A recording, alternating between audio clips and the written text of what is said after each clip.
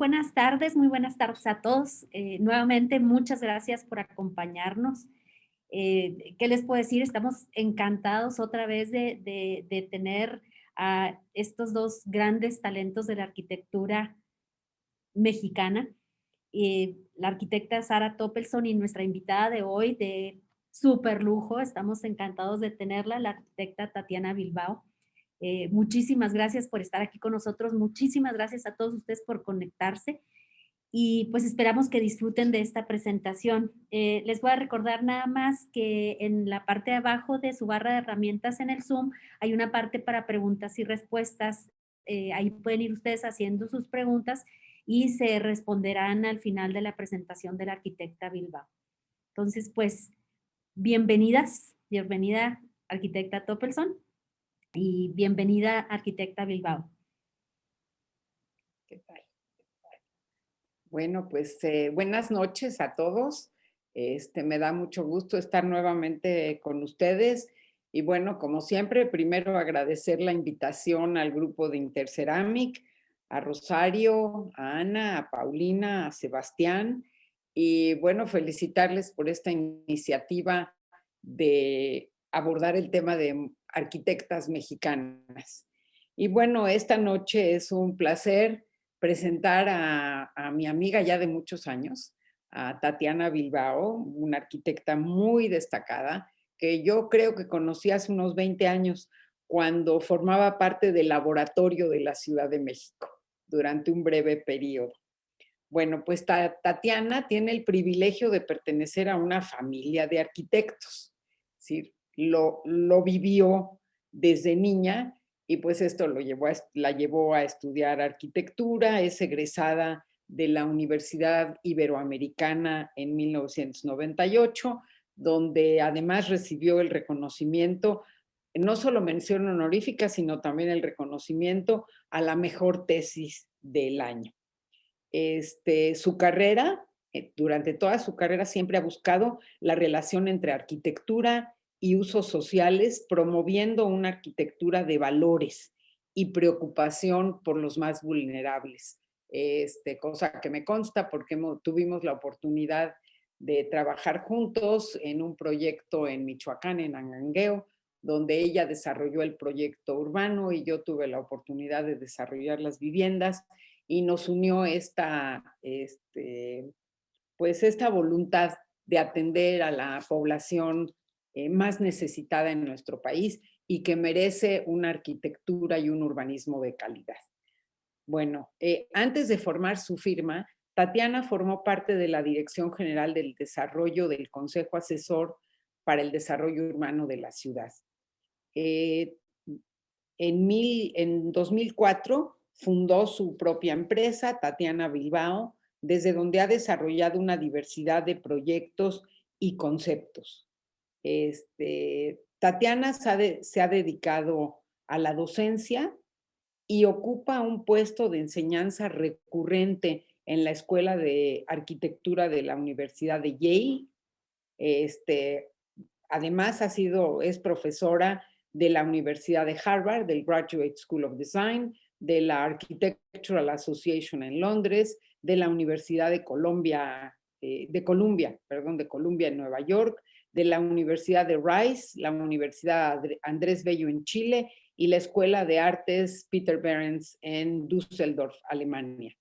Tiene una amplia trayectoria en la enseñanza y yo le agradezco que me haya invitado como jurado a un taller de los que ella dirige en Yale, donde el tema fue de nuevo un tema muy cercano a ambas, que es la vivienda desocupada en nuestro país, la vivienda abandonada, y cómo los alumnos de Yale podían abordar este trascendente tema en nuestro país.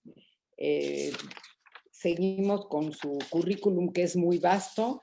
Tatiana comenta que debido a la poca apertura de los concursos públicos en México, lo cual tiene toda la razón, y la asignación directa de proyectos gubernamentales, pues buscó la internacionalización de su firma, que ha sido una estrategia básica para su empresa, y por lo mismo ha desarrollado proyectos en China, en Estados Unidos, en Europa y pues muchos otros países. Ha recibido múltiples premios y reconocimientos por sus obras, por su vasta obra. En 2007, el premio Design Vanguard de la revista Architectural Record como uno de los 10 despachos jóvenes con mayor proyección. Emerging Voices en 2010 por la Liga de Arquitectura de Nueva York. Premio del año Obra CEMEX por la Ruta del Peregrino, esa maravillosa ruta que desarrolló en el estado de Jalisco. El Centro Georges Pompidou adquirió 3 de sus proyectos para formar parte del acervo de la colección de arquitectura en esa institución en París en 2010.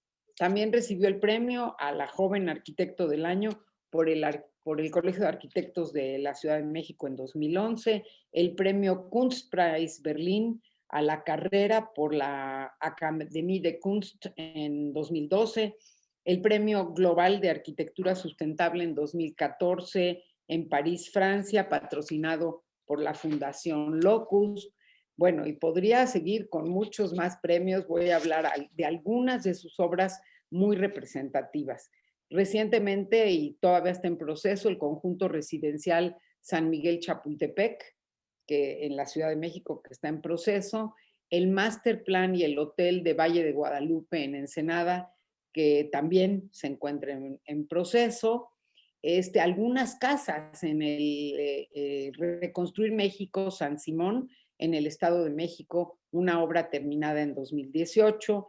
En Ocuilán, otra casa de 38 metros cuadrados terminada en 2018. Y bueno, también ha hecho planes maestros, entre ellos el Hunters Point Master Plan en San Francisco, California, un gran desarrollo de 74,000 metros cuadrados. El edificio de usos múltiples para la Universidad de Monterrey, obra terminada en 2019. La Casa Sorteo Tec México en 2015. Y bueno, algunos prototipos de viviendas sustentables que son bien importantes en sus propuestas. El prototipo de vivienda sustentable de Chiapas, México, en 2014. Los edificios de vivienda B3, B7 y B8 en La Confluence, en Francia, una obra muy interesante terminada en 2018. Hizo aquí en la Ciudad de México el pabellón Rufino Tamayo, ligado al Museo de Rufino Tamayo, como parte de la Design Week en 2013. La ermita en Tierra Colorada, que es parte de esta ruta del peregrino que ya mencionamos. Bueno, y muchas casas más que ya no voy a mencionar porque lo que queremos es escucharla a ella y que ella nos platique sobre un tema que le es muy cercano al corazón y que es precisamente el de la casa. Así que con esto y con mucho cariño le dejo la palabra a Tatiana. Bienvenida. Muchísimas gracias, Sara. Es un placer para mí estar aquí con ustedes, pero sobre todo un honor estar aquí contigo. Muchas gracias a Interceramic, a Rosario, a Sebastián por establecer esta posibilidad. La verdad es que creo que los temas que se han abordado en este ciclo de conferencias son muy interesantes y sobre todo muy importantes. Y cosas que tenemos que seguir hablando, ¿no? Cuando a mí me invitaron a participar, decidí que había que generar una conferencia que realmente pudiera hablar de qué es lo que a mí me preocupa últimamente, pero sobre todo y enfocando al tema de las mujeres en la arquitectura, de lo que creo que debemos de estar hablando, ¿no? De lo que creo que se debe de estar hablando.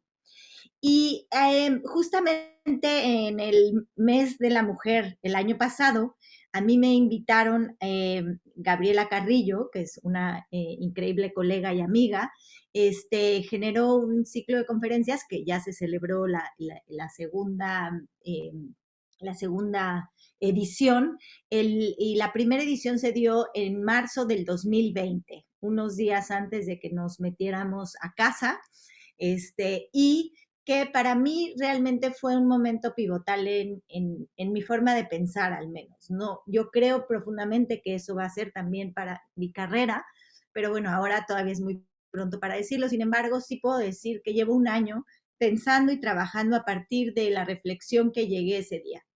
A mí Gaby ese día me pidió una conferencia de mi trabajo en el marco de una conferencia dada por puras mujeres por el día, celebrando un poco el Día Internacional de la Mujer, ¿no? Entonces era una conferencia, un ciclo de conferencia, una conferencia en donde había ciclos de distintas participantes, en donde cada una tenía que presentar su trabajo. Éramos puras mujeres arquitectas, era en Oaxaca, y el nombre lo titularon Acto de Protesta. Yo decidí para ese día más bien hacer una reflexión profunda de mi trabajo, y algo de lo que me parecía demasiado imperante era pues hacer una reflexión crítica del trabajo, y según yo iba a presentar los proyectos que demostraban cuánto hemos trabajado en beneficio de alguna forma de la eliminación de la discriminación. Yo estaba segura que no me había enfocado directamente en el tema de la discriminación de género, pero sí, sin duda, de la discriminación económica, de la discriminación racial, de muchas maneras, ¿no?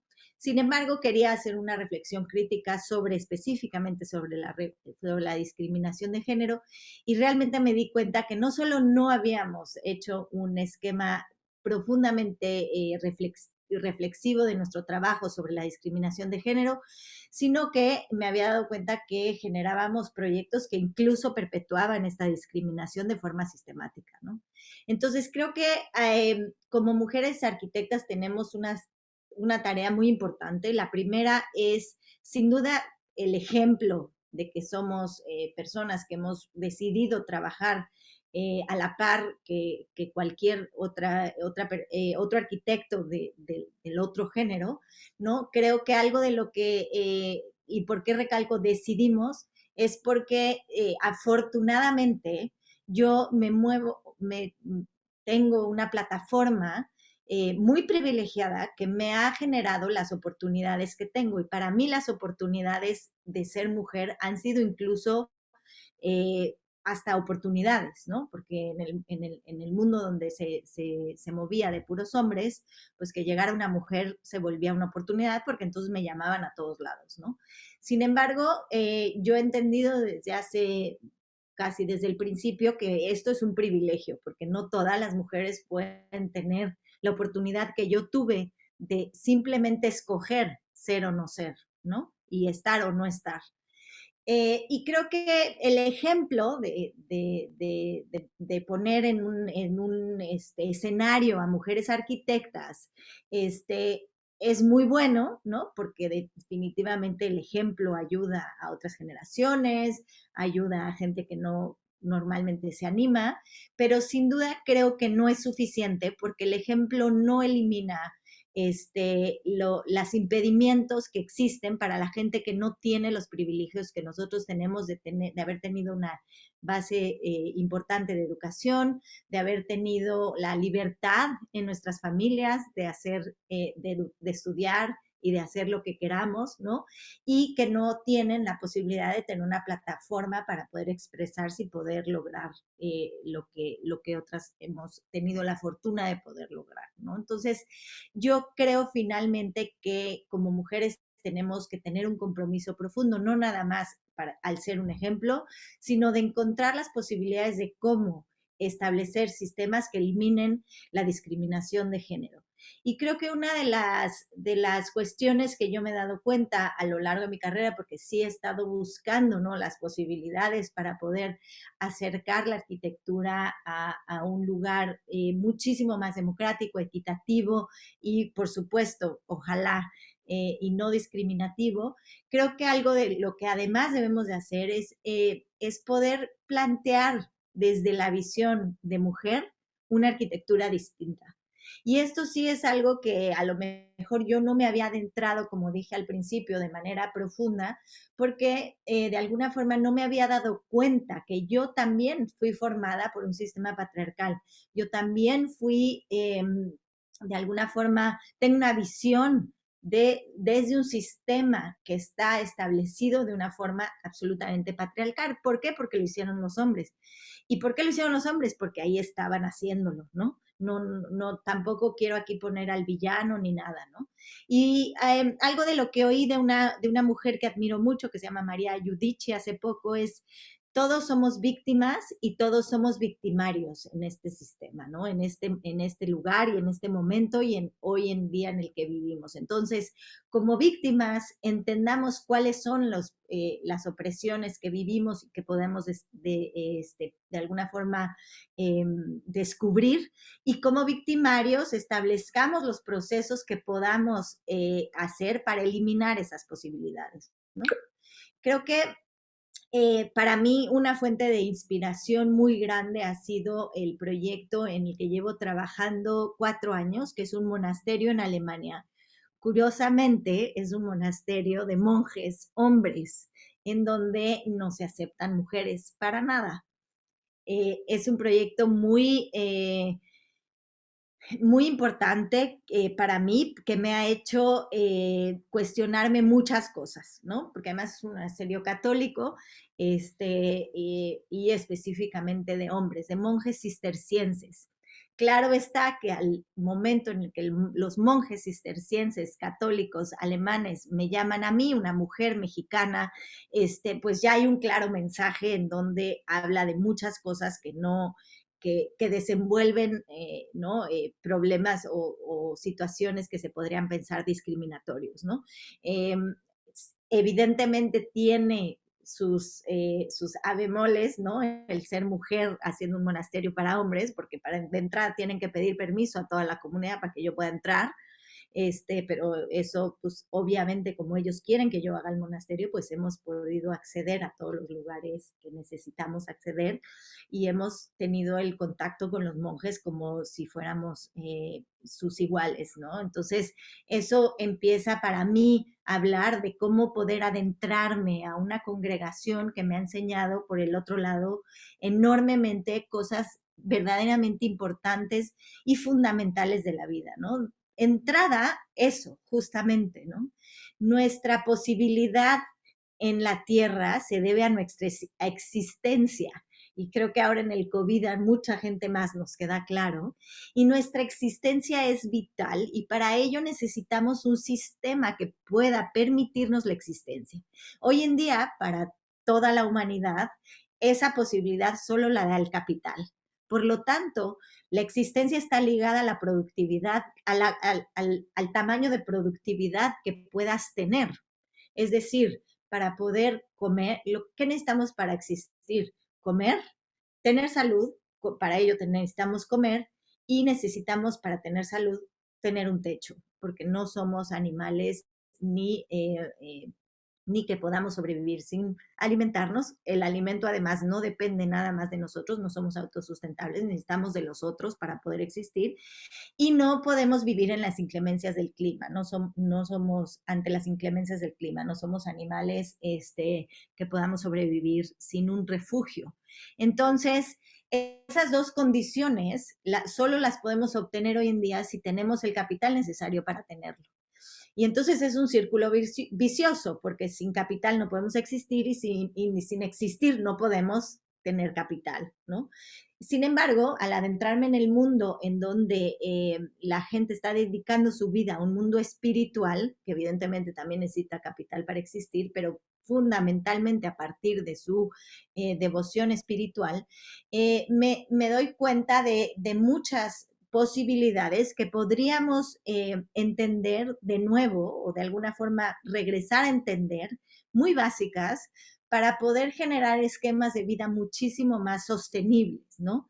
Enfocados en entender cómo podemos atacar a la existencia, o sea, cómo podemos más bien cuidar a ese cuerpo que tenemos sin la necesidad absoluta de ser seres productivos primordialmente, ¿no?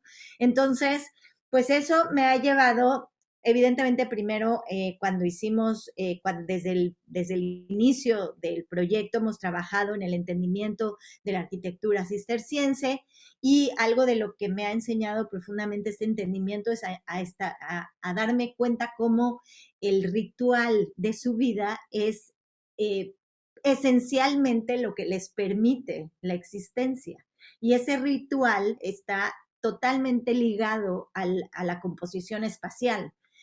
No, obviamente aquí también es que es primero, ¿no? El huevo o la gallina. Si el ritual se adecuó al espacio de acuerdo a cómo fue determinado, o el espacio fue determinado de acuerdo a cómo el ritual se estableció.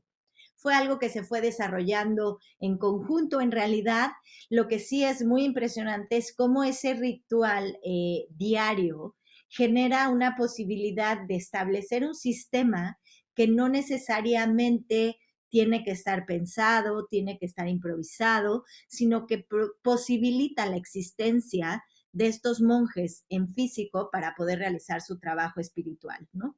Hemos desarrollado, además de eso, un análisis profundo de los espacios del monasterio, y hemos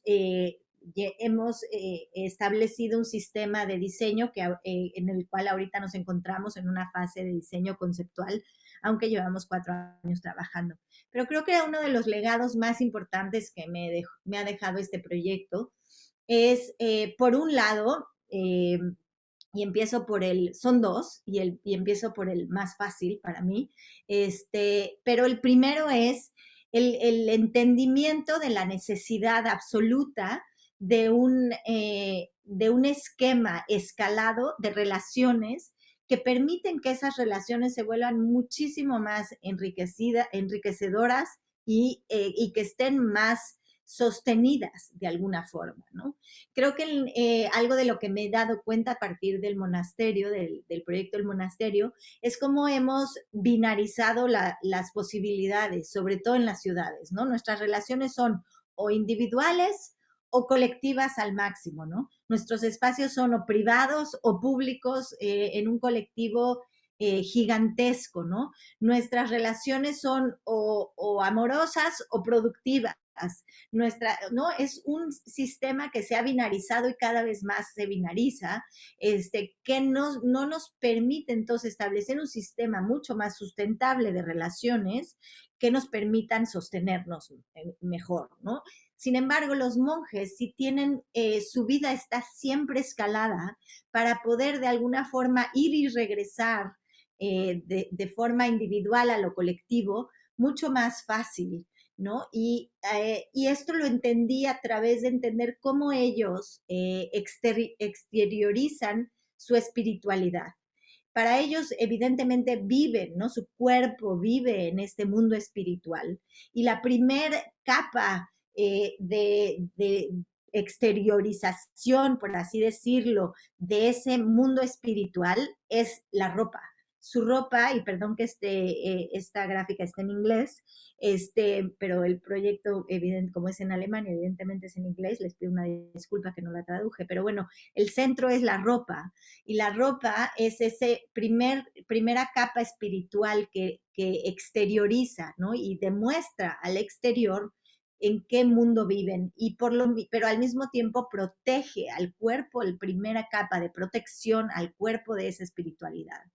La segunda es su celda. La celda es este espacio que les permite restaurar su espíritu, su alma, su cuerpo, para poder sostener al espíritu, ¿no?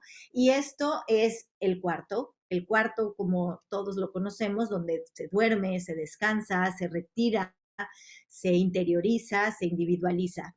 El siguiente círculo es el claustro, en donde todas las celdas de los monjes que pertenecen a una congregación convergen. En este lugar es donde es el primer punto de encuentro social con otros seres del monje, y por lo tanto es el primer contacto o la exteriorización de la espiritualidad en un mundo social, ¿no? De ahí pasan a la siguiente capa o el siguiente, por así decirlo, momento donde se amplía el círculo de relaciones en la iglesia, ¿no? Que es en donde se encuentran con toda la comunidad que conforma ese monasterio. Los monjes cistercienses son monjes de clausura, en donde no tienen contacto con el mundo exterior, nada más que afuera de los confines del monasterio. Son monjes semi-clausura, por así decirlo, porque sí tienen contacto con el mundo exterior. Y entonces esa es la siguiente capa de cómo el monasterio establece su relación con el mundo de afuera, por así decirlo. Y creo que eso me ha dado a mí la posibilidad de entender la importancia de regresar a ver cómo podemos establecer ese tipo de relaciones que no van de la familia nuclear a los 3 millones de personas que conforman tu delegación, por así decirlo, o tu municipio o tu pueblo, sino que cómo podemos establecer sistemas como en las comunidades más pequeñas, en donde pues se vuelven relaciones de los patios, de la cuadra, del parque, que es que comparte la comunidad, ¿no? Y de ahí, del parque al Zócalo, y cómo podemos establecer esas relaciones dentro de la propia arquitectura para que ésta se pueda volver una plataforma para establecerlas, ¿no?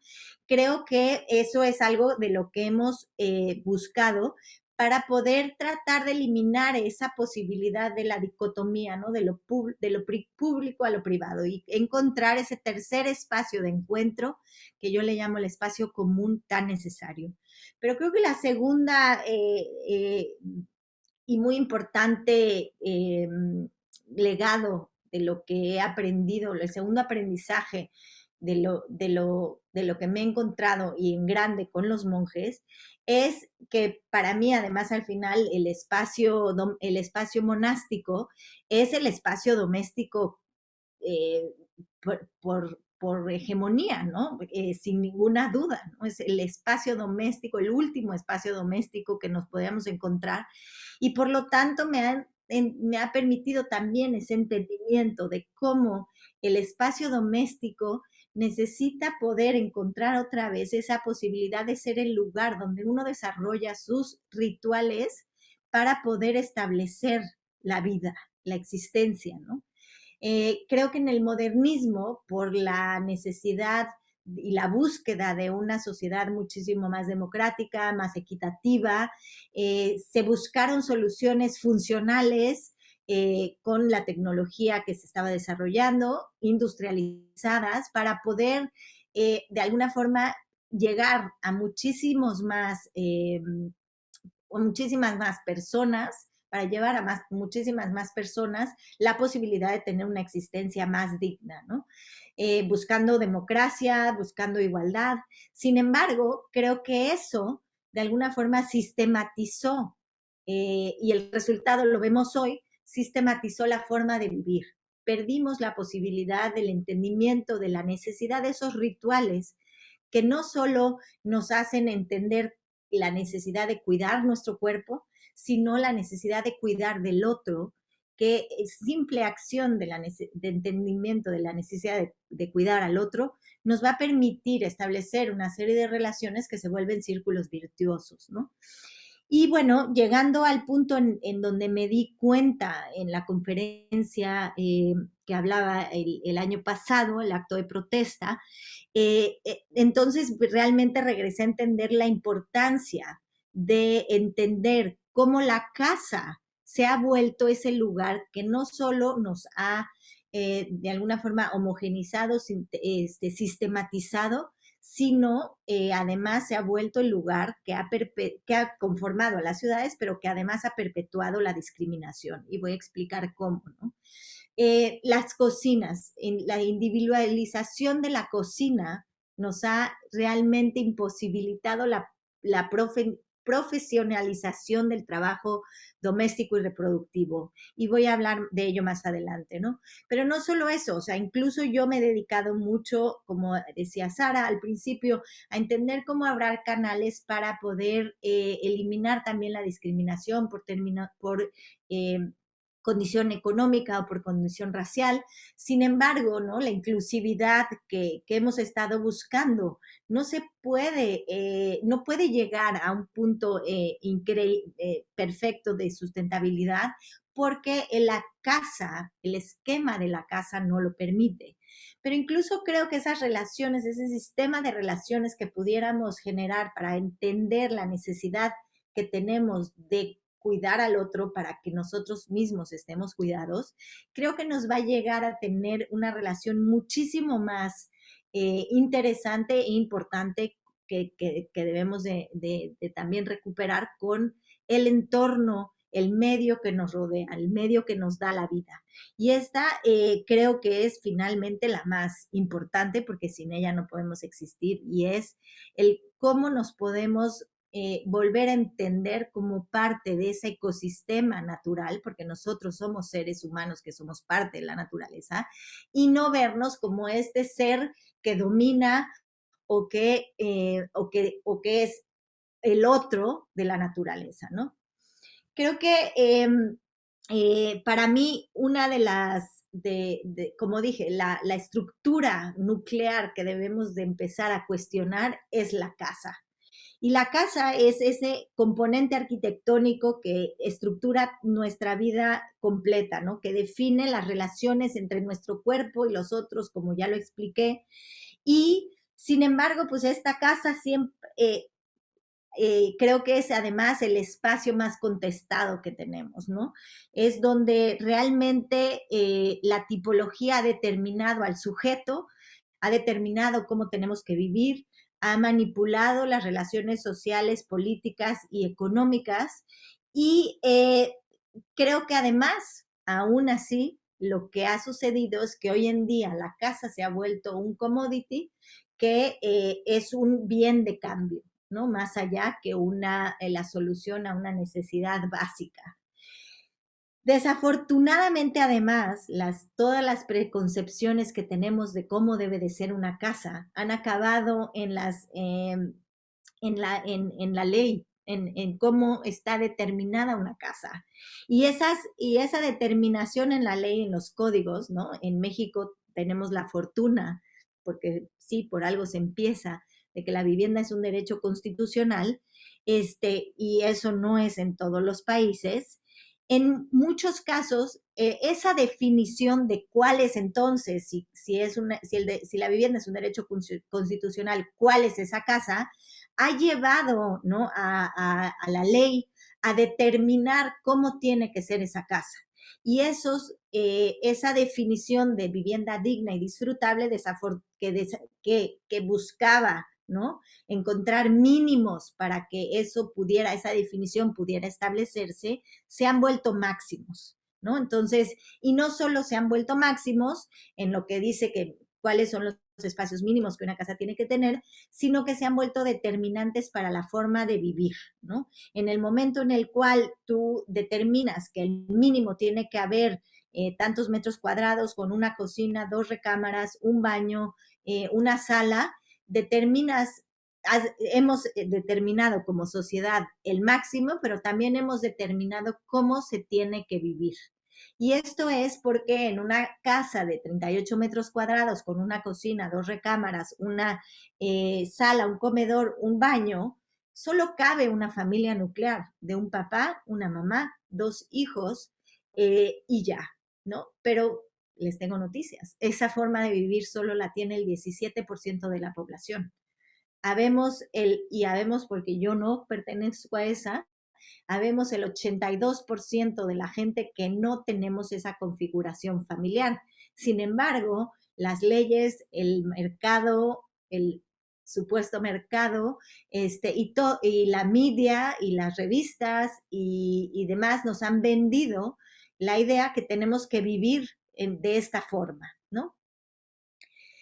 los arquitectos del siglo XX, además, se volvieron estos arquitectos que buscaron de las mejores maneras y con las mejores intenciones la posibilidad de encontrar cuál es esa vivienda posible para todos y para los más posibles, ¿no? Desafortunadamente, ese posible se volvió en el mínimo con el cual hoy trabajamos y establecemos la forma de vivir.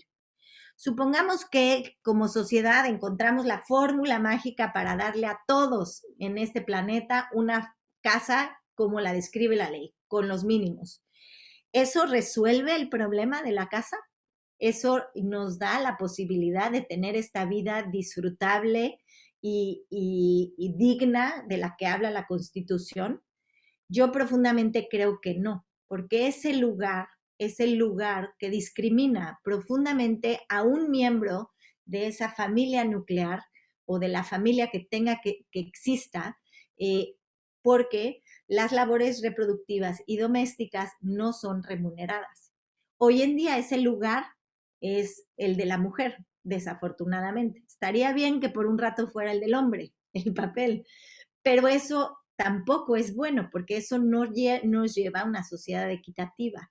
Hay alguien, el más vulnerable, que tiene que hacer la labor vital para que todos existamos, sí, y esa hoy en el capitalismo no es remunerada, no está reconocida. Y si está, en algunos casos, es un trabajo muy precario, ¿no? Entonces, ¿cómo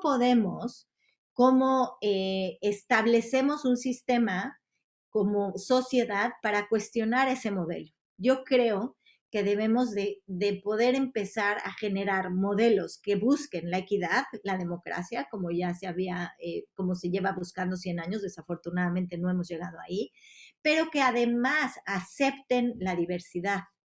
Y en esa aceptación se integre la posibilidad de encontrar esquemas mucho más sustentables para poder abrir la casa a un lugar en donde no tenga que ser una de la familia la que haga un trabajo muy difícil de muchas horas que es vital para todos. ¿Cómo se puede socializar ese lugar? Y creo que es ahí donde yo hago un llamado, ¿no? A que empecemos como todos, y yo llegué tarde a la fiesta, porque por un lado, como les dije, yo me declaré culpable de hacer casas que repiten ese esquema, cuestionando, ¿no? Esos recetas de cocina que nos dan ya, y que incluso están embebidas en la ley de cómo uno tiene que vivir, cuál es la definición de la vivienda digna y disfrutable.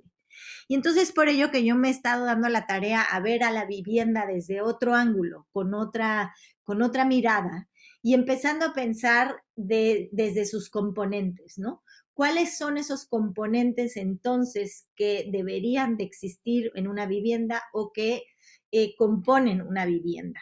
Y de alguna forma he ido analizando a partir de proyectos que hemos hecho, ¿no? Porque todos necesitamos dormir, sin duda alguna, y todos necesitamos ese lugar íntimo que nos permite restablecernos tanto físicamente, pero también nos permite restablecernos espiritualmente y moralmente, ¿no? Entonces, no todos necesariamente, además, necesitamos dormir igual. Todos no necesitamos compartir el cuarto con alguien, incluso aunque vivamos en una relación íntima con ese alguien, ¿no? ¿Por qué está establecido que esa es la determinación, ¿no? El hombre y la mujer en la cama doble? Hay mucha gente que eso es lo que quiere. Bien, pero ¿y la que no? Porque hay un cuarto más grande y otro más chico, ¿no? ¿Por qué hay un cuarto más grande y otro más chico si yo no tengo hijos? Si yo quiero compartir la casa con alguien con quien no tengo una relación íntima, con mi mamá, ¿no? Con mi papá, con la abuela, con los niños nada más y sin una pareja. Entonces, ¿cómo empezar, ¿no? De alguna forma a desarticular esa posibilidad.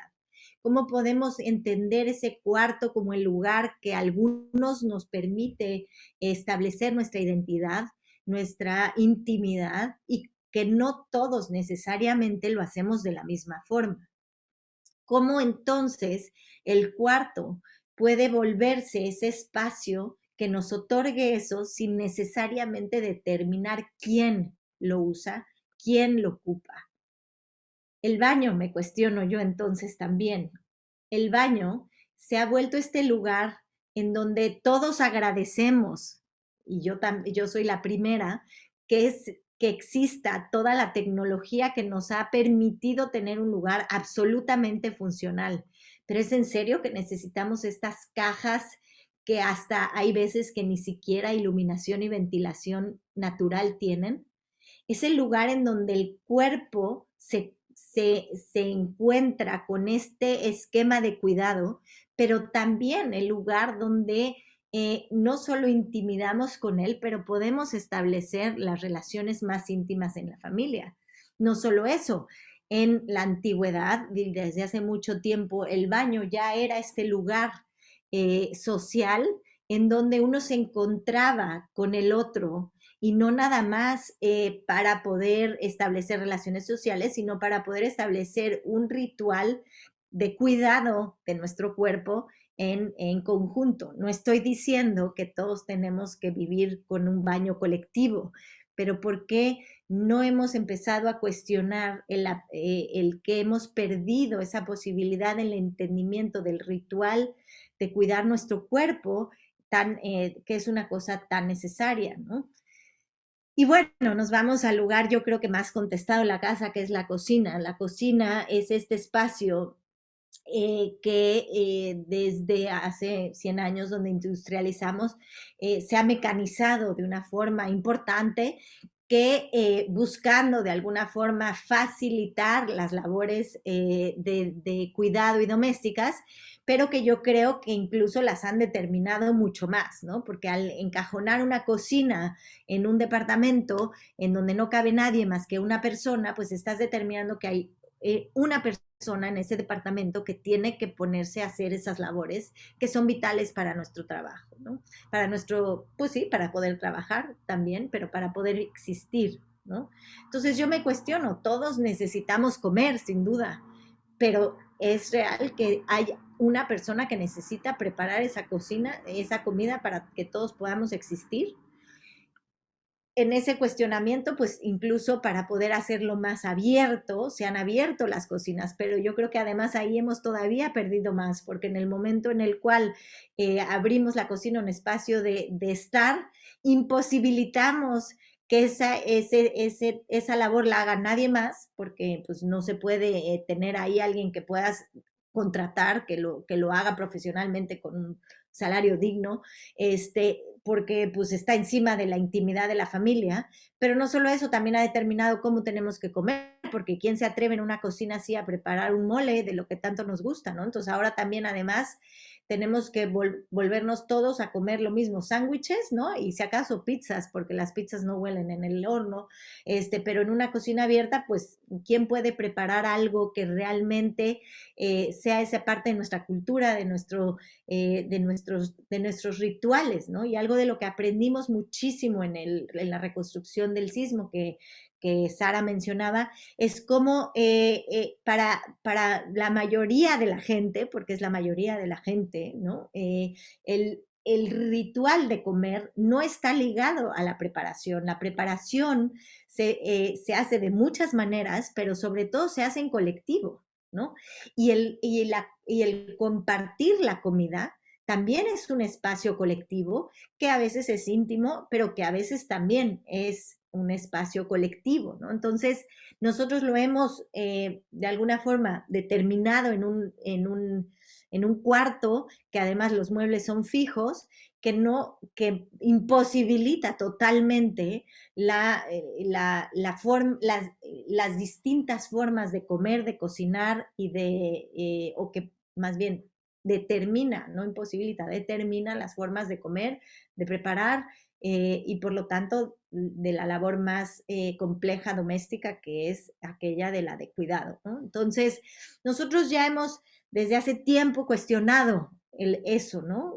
Decíamos, bueno, hicimos una vivienda que es una estrategia de diseño que se puede replicar en teoría en donde sea, ahora hasta yo cuestiono eso, pero bueno, en donde ya habíamos empezado a analizar la posibilidad de que la cocina no sea ese espacio determinado dentro del salón, ¿no? Dentro del área de sala y comedor, sino que sea un espacio que puede ser polivalente, que si bien puede ser interior, pueda ser exterior, pero que si no es una cocina también es un espacio productivo y se puede abrir a la comunidad.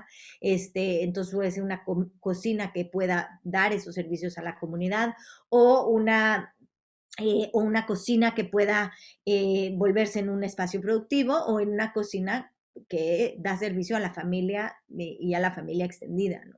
En algún momento también hicimos una propuesta de que la cocina no tuviera que estar dentro de un cuarto, sino que la cocina, que la determinan los muebles, pueda ser este espacio que se mueve y que se difumina, ¿no? Y la usamos en una de las casas que hicimos, en donde esta cocina se mueve a la terraza para poder comer también afuera, pero también para poder compartirlo. Y no solo eso, pues también para poder llevártela a la cocina, ¿no?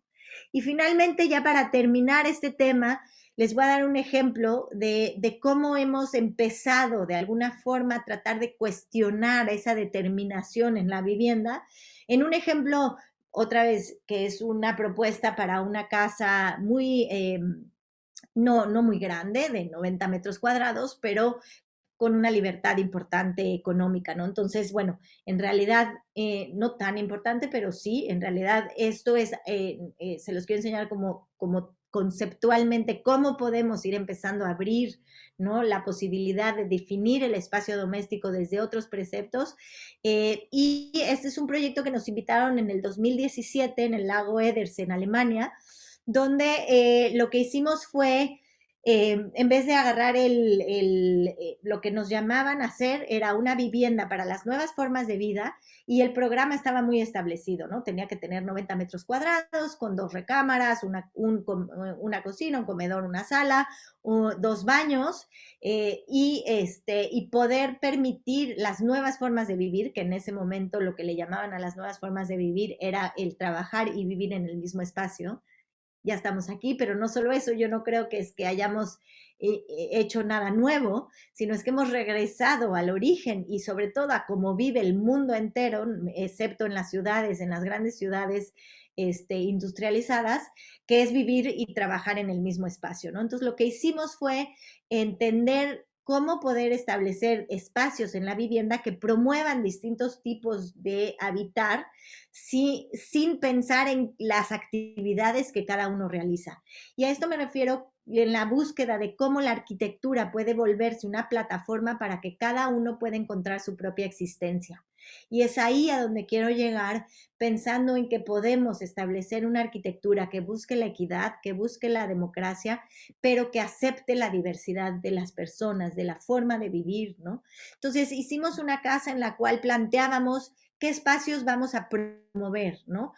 O qué van a promover los espacios que ponemos. Y escogimos 6 y hicimos collage de esos 6 para poder definirlos, ¿no? Un espacio, por ejemplo, que está más ligado al exterior, que puede abrir lugares para poder interactuar con otras personas, ¿no? Este es un espacio mucho más individual, conectado a la naturaleza, o un espacio mucho más familiar, que promueve la integración de los miembros que vienen ahí, espacios interiores de reflexión o espacios más individuales, espacios de trabajo, etcétera. Y hicimos todos esos collages, los collageamos en un mismo lugar.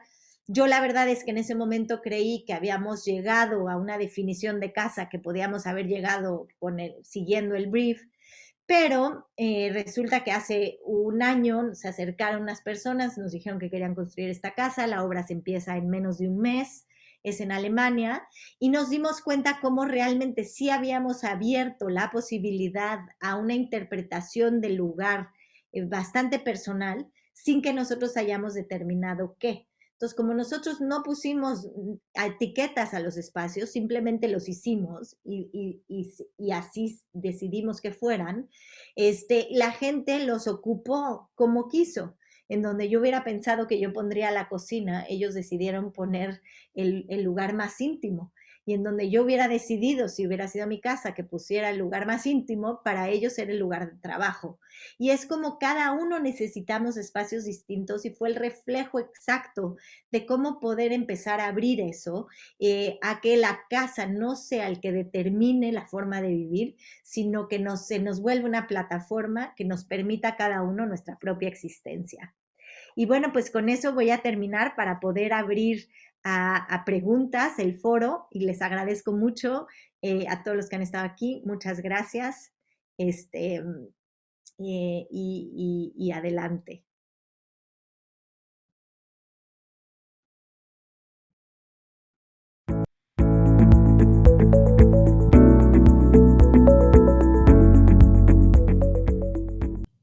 Arquitecta, buenas tardes. Nos hacen la primera pregunta. ¿Cuál diría usted que es la mayor diferencia de la arquitectura entre México y el extranjero? ¿Es mayormente de índole cultural o de procesos arquitectónicos? Bueno, yo creo que las diferencias se han ido aplanando, desafortunadamente, porque hemos ido de alguna forma con el mundo tan globalizado, adquiriendo en todo el mundo una homogenización a través de los materiales que se han producido industrialmente y que se están produciendo industrialmente en todo el mundo de manera igual, ¿no? Sin embargo, creo que no solo debemos de volver a voltear, a entender que la arquitectura es un reflejo de su lugar y de su tiempo y por lo tanto debemos de permitir que eso exista en la arquitectura y por lo tanto que deba de ser distinta, justo es una de mis premisas, no solo en términos como formales, sino también constitutivos, ¿no? Es muy importante para mí o muy problemática la visión de que hoy en día si tú le preguntas a alguien en Sri Lanka cómo quiere vivir, te va a hacer la misma, o que dibuje cómo es su casa ideal, te va a hacer el mismo dibujo que alguien en la Sierra Norte de Chihuahua, ¿no? Entonces cuando tienen completamente preceptos culturales, sociales, físicos, climáticos, de recursos materiales completamente, diametralmente distintos, ¿no? Entonces, ¿cómo creo que debemos de volver a buscar esas raíces que nos componen, que nos comprometen y que nos forman, ¿no? Para poder de ahí construir sobre todo la arquitectura. Muchas gracias, arquitecta. Seguramente cada proyecto internacional tiene una infinidad de anécdotas y experiencias de vida únicas. ¿Habría alguna que nos quiera compartir que haya sido una de las más memorables y en qué país sucedió? Bueno, creo que les platiqué, dediqué bastante tiempo a platicarles cómo las experiencias del monasterio para mí han sido radicalmente transformadoras y reveladoras. Y sin duda, pues creo que más que nada, lo que me ha permitido trabajar en el extranjero y las experiencias que he recogido, me han permitido entender mucho mejor mi contexto, ¿no? Cada vez que viajo más, cada vez que hago más proyectos en el extranjero, me doy cuenta que entiendo menos del extranjero de lo que yo creo, ¿no? Los arquitectos tenemos esa capacidad de pensar que creemos que entendemos todo, ¿no? Nos vamos y lo entendemos y ya, y buscamos la historia y ya lo establecimos. Sin embargo, yo me he dado cuenta que la verdad no, hay que ser honestos y no entiendes nada, pero cada vez que viajo más y abro y veo más, entiendo más mi propio contexto y eso creo que es algo increíblemente rico, ¿no? Porque al salir ves otras cosas de lo tuyo que no veías.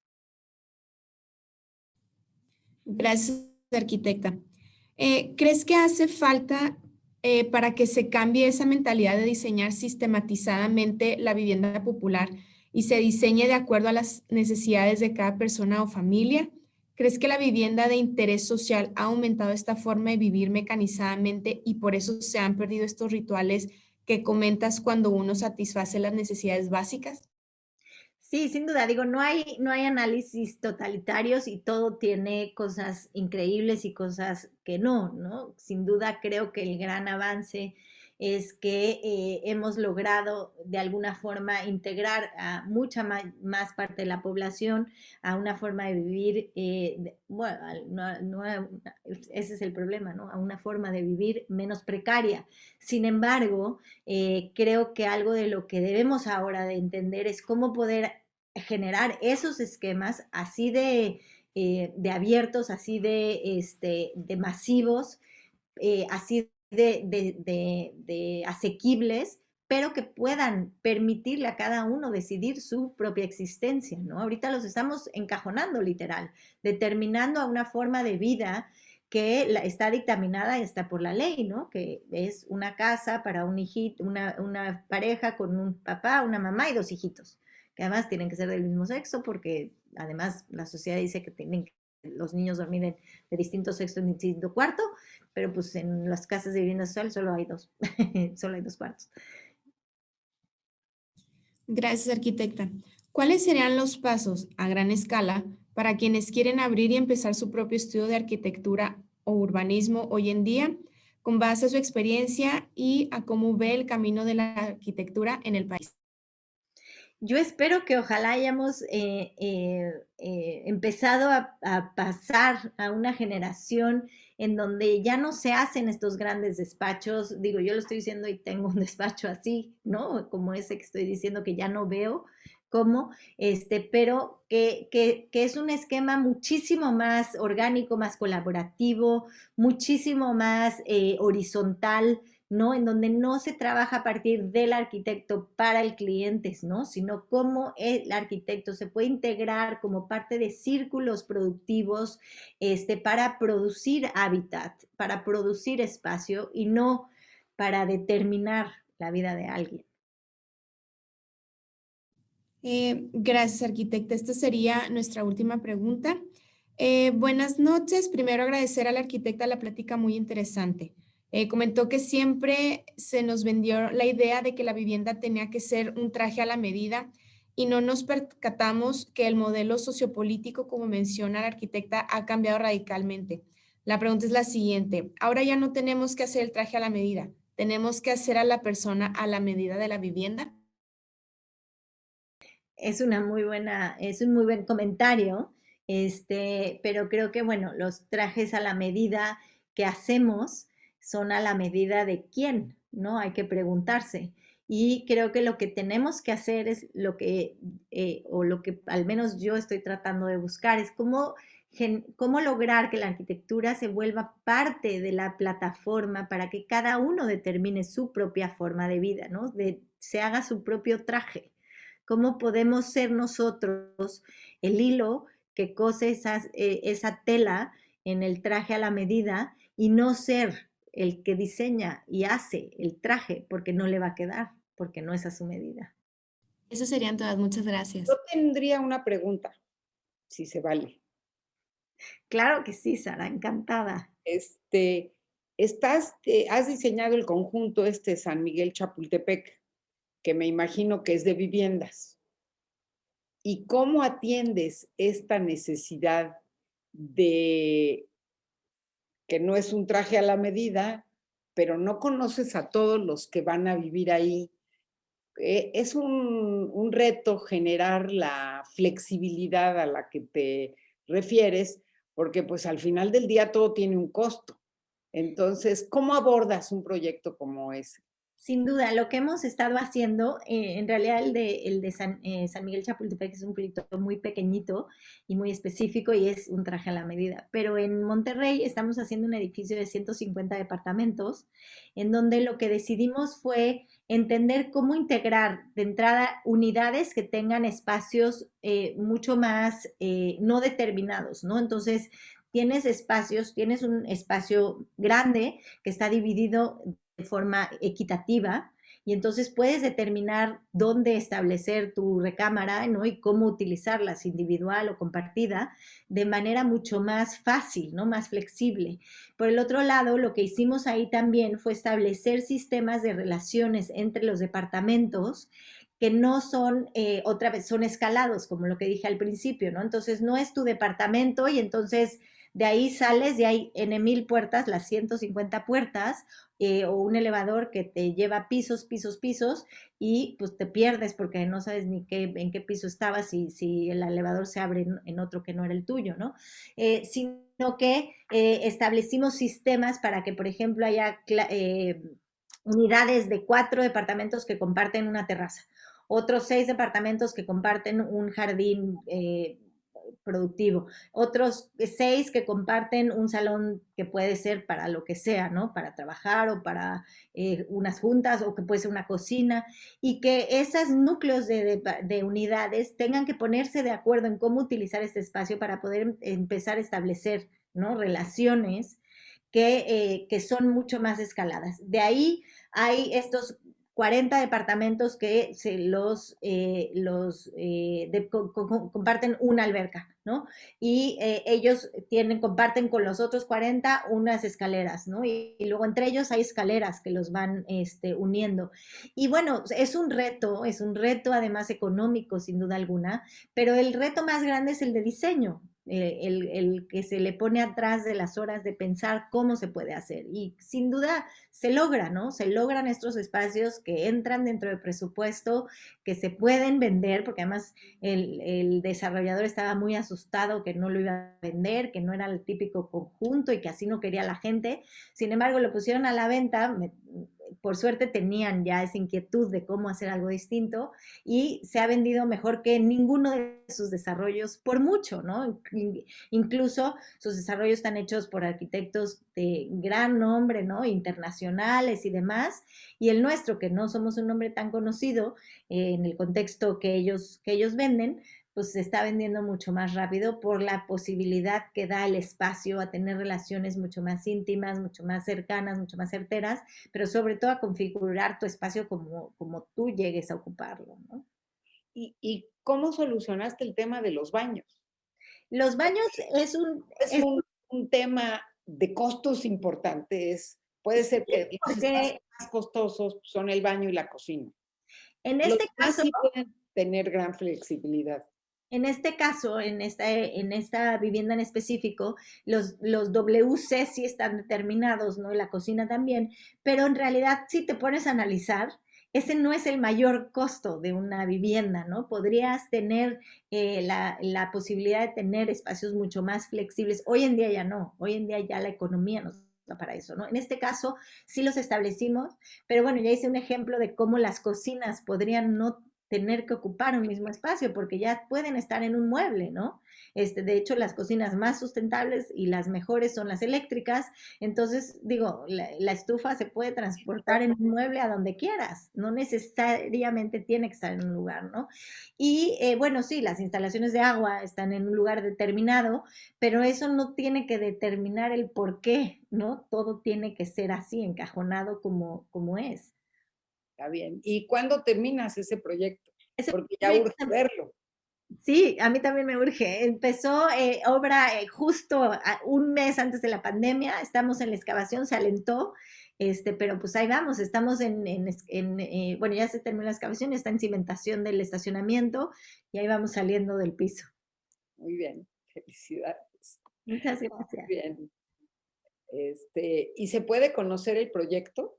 Sí, claro, se llama Roble y es en Arboleda, en Monterrey.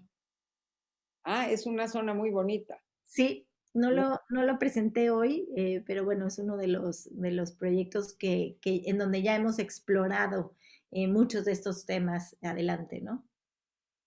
Pues creo que ya acaparé yo, a lo mejor hay otras preguntas. No sé. Por cuestiones de tiempo, desafortunadamente tenemos que terminar hoy. Sin embargo, aquí hay una cosa muy interesante porque, digo, esto fue así como de no poder despegarse ni un segundo, ¿verdad?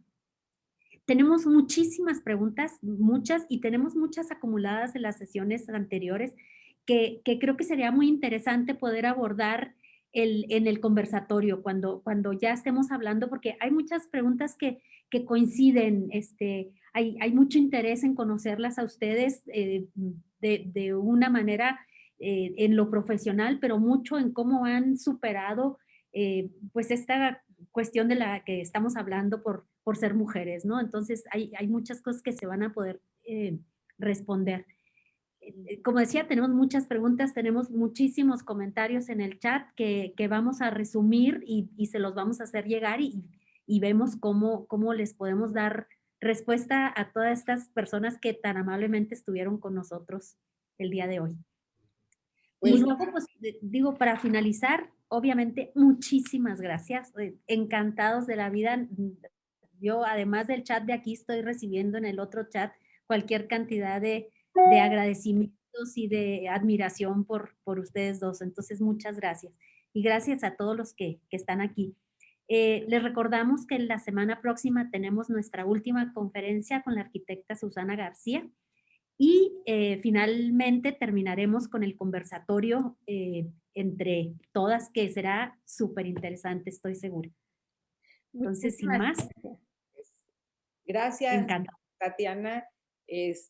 Tu propuesta interesantísima y por supuesto es resultado de una profunda reflexión y un análisis muy puntual sobre los retos que presenta la vivienda. Y coincidimos contigo en muchísimos puntos. Siempre está el reto de el costo. Ese no va a dejar de estar como un recordatorio presente, pero te felicito porque es una reflexión muy importante y es cierto, no todos vivimos iguales, no todas las familias son nucleares, ya lo dijiste, son el 17%, y sobre todo el siglo XXI se caracteriza por una apertura y una diversidad de tipologías de familia y de formas de vida que hay que tenerlas en consideración. Felicidades. Muchas gracias. Gracias a Interceramic, gracias a todos los que nos escuchan y felicidades a ti, Tatiana. Muchas gracias.